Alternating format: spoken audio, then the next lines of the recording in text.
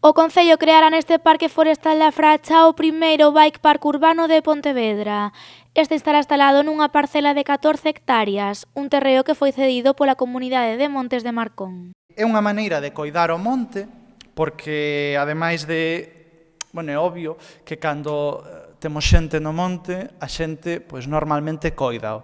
Mas no caso de persoas que están acostumadas a realizar percorridos, a realizar pois, descensos neste tipo de zonas, vai no manter cuidado, porque canto máis dure, máis tempo poderán seguir disfrutando deles. Iso cae de caixón. O bike park disporá de 3 rutas de distinta dificultade. Nelas habilitaránse peraltes, cambios de sentido, descensos de entre 700 e 1400 metros e desniveis negativos de entre 70 e 90 metros. Son 3 rutas de 3 dificultades, de 3 niveis de dificultade, ruta amarela, ruta laranxa e ruta vermella, xa para os máis experimentados.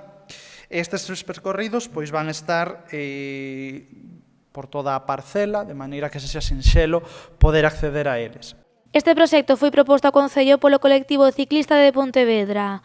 Un dos seus membros é David Amor, quen explicou así os seus beneficios deste novo bike park.